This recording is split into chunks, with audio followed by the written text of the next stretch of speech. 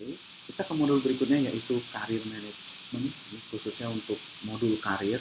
Nah, karir ini isinya yang pertama adalah pengaturan kebijakan.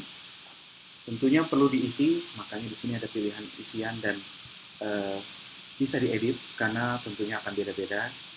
Perusahaan A, B, dan C akan berbeda mengenai seseorang dikatakan bisa naik, bisa promosi atau promosi, bisa dirotasi, itu juga alasannya karena apa, dan bahkan bisa diturunkan juga karena apa.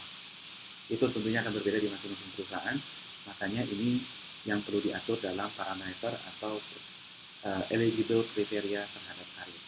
Ini yang perlu dikunci. Gitu. Jadi kalau ganti klan, saya dari ini boleh nggak? Kalau saya dari IT, saya boleh nggak ke finance? Oh ya itu masih boleh karena terkait. Tapi kalau dari IT saya pengen jadi engineer, ini apa? Boleh nggak? Belum tentu kan kalau kita di perusahaan ini.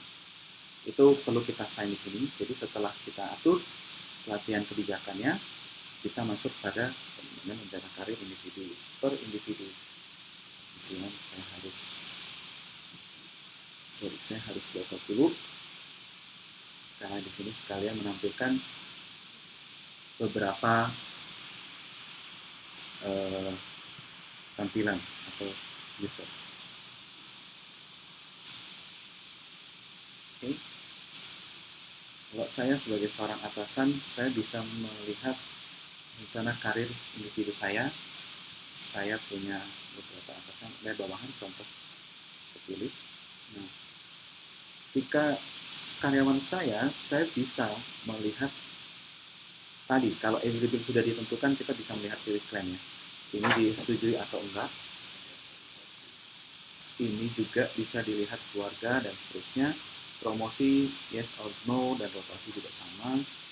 Jadi itu udah itu semua.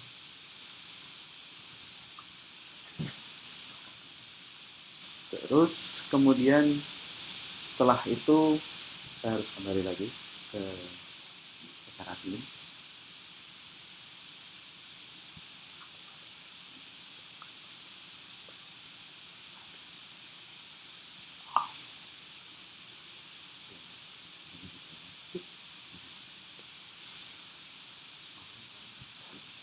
Oke, setelah IDP sudah ditentukan oleh atasan, maka kita bisa mencari talenta.